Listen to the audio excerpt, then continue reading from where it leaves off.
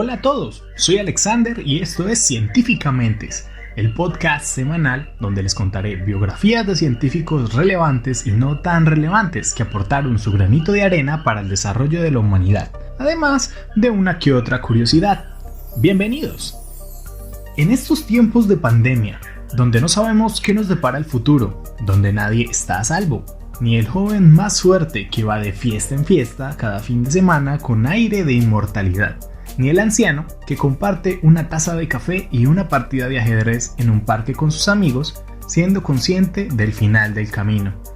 Todos podemos ser víctimas de esta enfermedad que nos encarceló este 2020 y que prácticamente nos tiene día a día como perros con bozal, evitando respirar alguna minúscula partícula que nos pueda llevar a una prematura e inevitable muerte.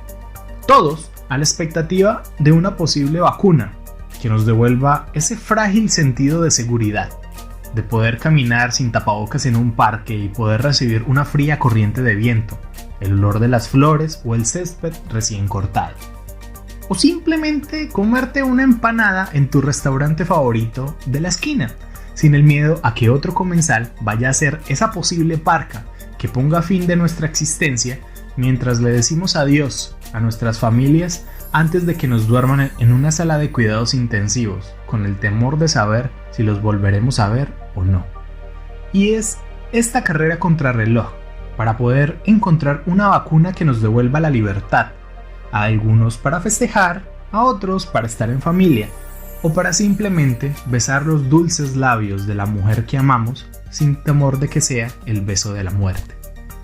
Y es que parece cada vez más como si nos hubiéramos devuelto a aquellos años de la Guerra Fría, a la expectativa de ver quién conquista primero el espacio, siendo los rusos con la presentación de su vacuna y con un poco de humor, o tal vez con ánimo de recordarle al mundo viejas victorias, bautizar su vacuna como Sputnik 5, siendo aquella una referencia al primer intento exitoso de poner en órbita un satélite artificial alrededor de la Tierra. ¿Y por qué le estamos dando importancia a las vacunas en este segundo episodio? Porque vamos a hablar de la historia de un desconocido en el voz a voz, de alguien incluso más famoso que Alexander Fleming, el que descubrió la penicilina, y tal vez el científico invisible que ha salvado más vidas en la historia de la humanidad. Vamos a hablar en este segundo episodio de Científicamente de Edward Jenner, el inventor de la vacuna contra la viruela. Pero antes de hablar sobre este científico, vamos a hablar sobre la enfermedad. La viruela, palabra que proviene del latín y que significa pústula o grano pequeño, esta enfermedad ocupa una posición única en la salud, en la medicina y en la historia de la humanidad, ya que es, y como lo veremos más adelante, fue una de las enfermedades más mortales y devastadoras que conoció la humanidad, contribuyendo al declive de civilizaciones enteras, y la cual ha sido erradicada, por fortuna, a nivel mundial gracias a la vacunación. Así que, jaque mate antivacunas, de nada. Si tus hijos, a los que no quieres vacunar, no les da esta terrible enfermedad, es gracias a la vacunación, así que, de nada. Es causado por el virus variola. El registro más antiguo que se tiene de la enfermedad se tiene del año 10.000 a.C., durante los primeros acuerdos agrícolas de África del Noreste. A partir de ahí, los registros indican que se extendió a la India mediante comerciantes egipcios. Los hallazgos más concluyentes de que la enfermedad existía en esas regiones se tiene en las observaciones de erupciones en la piel, típicas que las momias tenían fechadas entre los años 1100 a 1580 a.C. Las pruebas más tempranas de la enfermedad datan del faraón Ramsés V, quien murió en 1157 a.C., teniendo en sus restos momificados marcas de la viruela en la piel, lo que concluyó que el antiguo Egipto fue una región con viruela endémica. Es posible que la viruela estuviese detrás de la plaga que en el 430 afectó a Atenas, que diezmara a las tropas romanas en torno al año 165 a.C. Además, se considera que en el siglo II ya era un mal endémico en las cuencas del río Ganges, en la India, y en los valles del río Amarillo y Yangtze, ambos en la China. Por lo cual no resulta extraño que un tratado médico hindú del siglo I sea uno de los escritos más antiguos en los cuales se tiene mencionada la enfermedad. Las conquistas árabes del siglo VIII la extendieron por el norte de África y la introdujeron al sur de Europa. Y en el siglo XII, mientras los comerciantes árabes e indios la desplegaron por la costa africana, las caravanas y peregrinos musulmanes la regaron por el oeste del continente, siendo en el siglo XVI cuando se convirtió en la plaga más temible de Europa, azotándola por más de 2 siglos. Pero donde el virus llegó de manera arrasadora fue gracias a la conquista española y portuguesa en los territorios del continente americano, ya que los portadores de la enfermedad que llegaron en las embarcaciones provocaron el derrumbe demográfico de las vulnerables poblaciones nativas, siendo la clave para las caídas de los pueblos incas e incluso provocando la muerte del emperador, además de eliminar gran parte de la población inca del noreste de Sudamérica. Y los aztecas, lo que ahora es México, ya que después de la llegada del virus español, y me refiero tanto a la viruela como a los conquistadores españoles en el año 1519, más de 3 millones de aztecas sucumbieron ante esta enfermedad. Pero acá nos ponemos a pensar si en verdad la humanidad merece continuar con su existencia, ya que su necesidad de eliminarnos los unos a los otros o de poseer lo que es del otro nos hace tomar decisiones tan horripilantes que yo soy una de las personas que piensa que por cada paso positivo que da la humanidad damos 3 para atrás. Esto lo menciono ya que el primer precursor de la guerra biológica tuvo lugar en los Estados Unidos en el Fuerte Pitt, lo que actualmente es Pittsburgh, en el año 1763, cuando tropas británicas comandadas por el mariscal Jeffrey Amherst distribuyeron a los pueblos nativoamericanos de la región mantas impregnadas con el virus, solo para desgastar o debilitar a sus tropas. El virus no solo llegó a América, ya que a través de los navíos que llegaban de Inglaterra, la viruela atracó a Australia en el siglo XIX, provocando incontables muertes en la población local, al igual que en el continente americano. Y tras haber realizado la biografía del virus y parte de su paso por la historia de la humanidad, que ya vemos que causó demasiadas muertes y que se regó casi por todo el mundo, ahora vamos a hablar de su némesis, Edward Jenner. Nacido en Berkeley, en el condado de Gloucestershire, en Gran Bretaña, el 17 de mayo de 1749, fue el cuarto hijo del reverendo Stephen Jenner, vicario de la iglesia parroquial de Berkeley, por lo cual Jenner tuvo una muy buena educación básica. Cuando solo tenía 5 años, su padre falleció y quedó bajo la protección de su hermano mayor, que también era un clérigo. Sus primeros estudios los realizó en una escuela local y desde muy temprana edad demostró gran interés por la naturaleza y por la zoología. Cuando tenía 8 años se presentó una epidemia de viruela en Berkeley, por lo cual la familia decidió aplicarle el único tratamiento preventivo conocido hasta la fecha, el cual era un poco grotesco, llamada la variolización, ya que en esa época ya se sabía que la enfermedad solo ocurría una vez en la vida, así que la exploradora Lady Mary Wortley Montagu importó en 1721 este método de virolización a Inglaterra desde el Imperio Otomano, lo que hoy es Turquía. Este método es una técnica que omite cualquier metodología de antisepsia.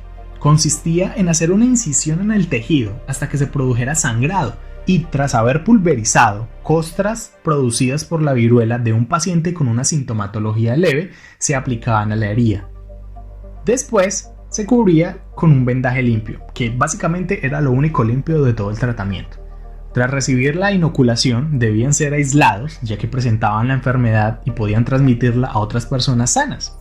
A Edward y a los otros inoculados los aislaron en un establo maloliente, con poca iluminación y sin ventilación, donde tenían que comer, dormir y hacer sus necesidades por 40 días. Una experiencia terrible que Edward y básicamente cualquier ser humano y niño no olvidaría jamás. Con 21 años y ya siendo inmune a la viruela, inició sus estudios en el Hospital San Jorge de Londres, con el famoso cirujano anatomista John Hunter. Entre ellos nacería una gran amistad, que duraría hasta la muerte del maestro Hunter. Además de medicina, estudió geología, el plumaje de las aves, la historia natural de las anguilas y la temperatura de los erizos. En 1773, y tras rechazar el puesto de naturalista en la segunda expedición del capitán Cook por el Océano Pacífico, Jenner regresó a su pueblo natal para instalar un pequeño consultorio y ejercer la medicina. Siendo un médico dedicado, prestaba atención especial a todos sus pacientes, lo cual le generó respeto ante ellos y sus vecinos, casándose 5 años más tarde con Catalina Kingscote, eficaz colaboradora de su marido y la madre de sus 3 hijos. A pesar de que el método de la variolización era eficaz hasta cierto punto, algunas veces la persona inoculada no siempre desarrollaba una versión leve de la enfermedad y fallecía a menudo, además de ser un foco de infección para los que lo rodeaban. En búsqueda de una solución a este problema, Jenner estudió la viruela vacuna, o sea, la que le da a las vacas, la cual es una enfermedad normalmente leve y poco común en el ganado y se puede contagiar de una vaca a los humanos por medio de las llagas que la enfermedad produce en la vaca. Debido a su método de contagio, era usual entre los lecheros y ordeñadores presentar llagas en sus manos. Con estas observaciones a los lecheros, Jenner realizó un descubrimiento claro, que mostró que la inoculación de la viruela de las vacas podía protegernos contra la enfermedad en la versión para humanos. Para el 14 de mayo de 1796, Jenner inoculó a James Phipps, de 8 años de edad, con materia de una llaga de viruela de vacuna de la mano de Sarah Nelms, una lechera. O sea, este señor básicamente le clavó una aguja a una señora que tenía pus en una de sus llagas y se la aplicó a un niño. Simple. De esta metodología arcaica y este experimento básicamente, Phipps sufrió una reacción local y se sintió mal durante varios días, pero se recuperó totalmente. En julio de 1796, o sea, el mismo año pero unos meses después, Jenner inoculó de nuevo a Phipps pero con la materia fresca de viruela humana, con la intención de virular al niño y a la vez desafiar la protección adquirida a través de la viruela vacuna. Phipps nunca se enfermó de viruela y demostró que la materia de viruela vacuna que se había transferido de una persona a otra como una cadena humana había brindado protección contra la enfermedad. Este procedimiento fue explicado en un escrito llamado Sobre las causas y los efectos de la viruela vacuna. A pesar de que este experimento lo realizó con 23 personas, obteniendo el mismo resultado exitoso con todas, la Asociación Médica de Londres se opuso al tratamiento, argumentando que las personas empezarían a desarrollar apéndices vacunas. Es decir, que la gente se iba a volver una vaca. Jenner confiaba tanto en su vacuna que inoculó a su propio hijo, obteniendo muy buenos resultados. Daba tan buenos resultados que en 1805 Napoleón Bonaparte le dio la orden de vacunar a todos sus soldados con el método que desarrolló este médico inglés. Tanto llegó la fama de este médico que la condesa de Berkeley y Lady Vice, las cuales eran la realeza de la época, pidieron a Jenner vacunar a sus hijos. Pese a toda la fama de Jenner, este prefirió vivir en Berkeley y tras recibir numerosas distinciones fue nombrado como médico del rey Jorge IV en 1821. Durante los últimos años de su vida, Jenner vivió varias desgracias. Primero, la muerte de su hermana y su hijo mayor en 1810. Posteriormente, la de su otra hermana, Annie, en 1812, y en 1815 falleció Catherine Kingscote de tuberculosis, su esposa. El Dr. Jenner falleció de un ataque cerebrovascular o una apoplejía el 26 de enero de 1823. Ahora, algunas curiosidades de esta historia. El éxito de la vacuna fue tal que en 1840 el gobierno inglés, a pesar de que había negado toda la investigación sobre esta vacuna a este señor, cambió y prohibió cualquier método de vacunación contra la viruela que no fuera el método que desarrolló Jenner. Ahora sí ya no se dieron cuenta de que no se iban a volver vacas. La palabra vacuna proviene del latín vacca y que obviamente proviene del experimento que hizo para curar la enfermedad. El término vacuna no fue tan masivo en la época de Jenner, pero la palabra se popularizó cuando Alexander Fleming descubrió la penicilina. Entonces, vacuna proviene de la que viene de las vacas. En 1967, entre 10 y 15 millones de personas contrajeron la viruela y la Organización Mundial de la Salud lanzó una campaña mundial de erradicación basada en la vacunación. Gradualmente, la enfermedad se fue concentrando solo en el Cuerno de África y el último caso conocido ocurrió en Somalia en 1977. Se calcula que solo en el siglo XX causó 300 millones de muertes. Y esta enfermedad fue declarada erradicada por la Organización Mundial de la Salud en el año de 1980. Dato curioso es que los antivacunas nacieron en la época del desarrollo de esta vacuna, ya que creían que causaba mutaciones genéticas, o sea que le iba a salir una teta de vaca o que le iba a salir un cuerno o que sí, legalmente se iban a volver vacas. Y además de esto, pues que iba en contra del orden natural de la naturaleza, argumentando de que las enfermedades eran enviadas por Dios para castigar al pecado. Y finalmente, a menudo esta enfermedad la llamaban los conquistadores como el ángel de la muerte. Esto a raíz de que se presentaba como un salvamento, ya que cuando estos virus, estos exploradores llegaban a los territorios nuevos, pues venían con muy poquita gente y se tenían que enfrentar a tribus con numerosas personas. Lo que no se daban cuenta era que la enfermedad atacaba a los indígenas y como no había un historial de protección contra la enfermedad, pues eran devastadas casi de inmediato o se debilitaban y los conquistadores tomaban ventaja. Entonces le decían que era el ángel de la muerte porque era legalmente, literalmente era un ángel que llegaba para matar a todos, solo que ellos no sabían pues qué era. Ojalá hayan disfrutado este episodio.